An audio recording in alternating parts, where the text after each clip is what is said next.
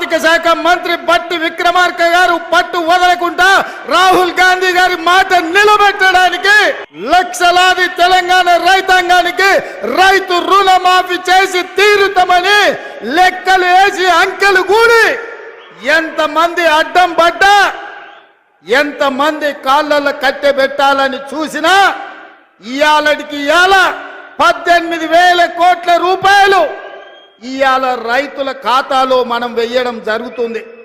మిత్రులారా, జూలై 18న మొదలు పెడితే ఇయాల 15 ఆగస్టు, సరిగ్గా 27 రోజుల్లో 18,000 కోట్ల రూపాయలు రైతుల ఖాతాలోకి బదిలీ చేసిన ప్రభుత్వం పార్టీ ఏదైనా ఉందంటే ఈ దేశంలో అది కాంగ్రెస్ పార్టీ, తెలంగాణ ప్రభుత్వం అని నేను చెప్పదలుచుకున్నా. నేను సూటిగా సవాలు విసురుతున్నా. తాటి చెట్టు లెక్క పెరిగితే సరిపోదు, దూలం లెక్క ఉన్నావు, దూడకున్న బుద్ధి కూడా లేదని ఆనాడు హరీష్ రావు సవాలు విసిరిండు. మీరు రైతు రుణమాఫీ చేయండి, నేను సిద్దిపేట ఎమ్మెల్యేకు రాజీనామా చేస్తా, మళ్ళా ఎన్నికల్లో పోటీ చెయ్యనని. ఇవాళ ఈ వైరాగడ్డ మీద నుంచి ఖమ్మం ప్రజల సమక్షంలో హరీష్ రావు, నీకు సీము నెత్తురుంటే, సిగ్గు లజ్జ ఉంటే రాజీనామా చెయ్యి. నువ్వు కూడా నీ మామలాకనే సిగ్గు లేనోనివైతే ఏట్ల దుంకి సావు అని చెప్పి నేను ఈ సందర్భంగా చెప్పదలుచుకున్నా. ఆయనని నేనన్నా, హరీష్ రావు సిద్ధంగా ఉండు, సిద్దిపేటకు పట్టిన శని పీడ చీడ విరుగడవుతుంది. 15 ఆగస్టు లోపల 2 లక్షల వరకు రుణమాఫీ చేసి తీరుతామని మాట ఇచ్చిన ఇవాళ 15 ఆగస్టు నాడు మళ్ళీ అదే ఖమ్మం గడ్డ మీద నుంచి ఇవాళ సవాలు విసురుతున్న హరీష్ రావు, నీకు ఏమాత్రమైన సిగ్గు శరం ఉంటే రాజీనామా చెయ్యి. నువ్వు ఎట్లాగూ రాజీనామా చెయ్యవు, నీది సిగ్గులేని జాతి. అందుకే ఇవాళ నువ్వు రాజీనామా చేయకపోతే అమరవీరుల స్తూపం దగ్గరకు వచ్చే ముక్కు నేలకు రాజు కాంగ్రెస్ పార్టీ మీద సవాలు విసిరినందుకు తెలంగాణ రైతాంగం క్షమించండి. మాట తప్పని పార్టీ కాంగ్రెస్ పార్టీ రుణమాఫీ చేసింది. నేను విసిరిన సవాల్ను వెనక్కి తీసుకుంటున్నా అని తెలంగాణ రైతాంగానికి క్షమాపణ చెప్పు.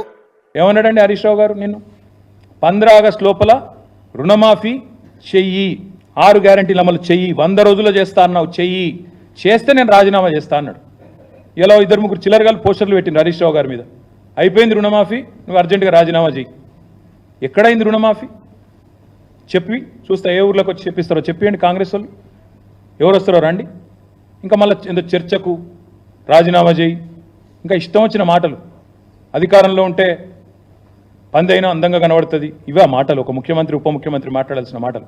ఒక విజన్ లేదు, విధానం లేదు, డొల్ల మాటలు, కల్లిబొల్లి కబుర్లు, అహంకారంతో ఇవాళ ఇష్టం వచ్చినట్టు మాట్లాడితే ఏం జరుగుతుందండి?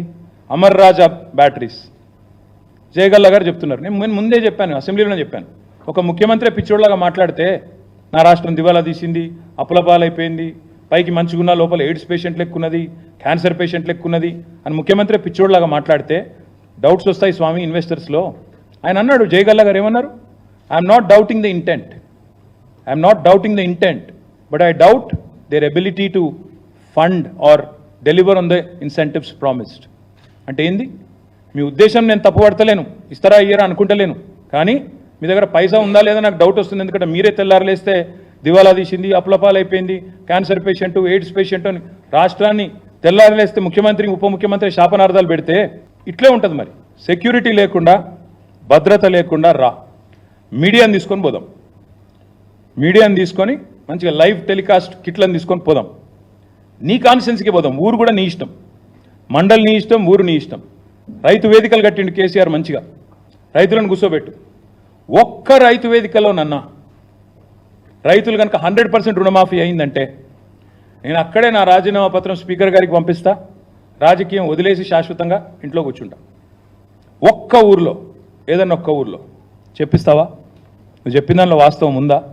నువ్వు చెప్పిన లెక్క ప్రకారం రైతులు రుణమాఫీ జరిగిన విషయం వాస్తవమే అయితే కొడంగల్లో ఏ ఊరో నువ్వే డిసైడ్ చేయి, పోదాం. కేవలం కొడంగలే కాదు, మేము వదిలిపెడతా అనుకుంటున్నామేమో. మా నాయకులందరికీ నేను ఈరోజు పిలిపిస్తా ఉన్నా ఈ పత్రికా సమావేశం ద్వారా. రాష్ట్రంలోని ప్రతి నియోజకవర్గంలో మేము చాలా ఊర్లు తిరుగుతాం ఇప్పటి నుంచి. ఈ పచ్చి మోసం ఏదైతుందో దీన్ని ఎండగట్టడానికి బీఆర్ఎస్ పార్టీ నాయకత్వం.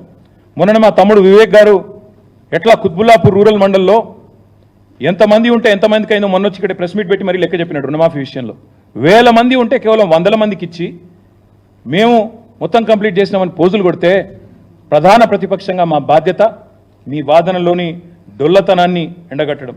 ముఖ్యమంత్రికి నిజంగా దమ్ముంటే ఆయన నా సవాల్ స్వీకరించాలి. Let him accept this challenge.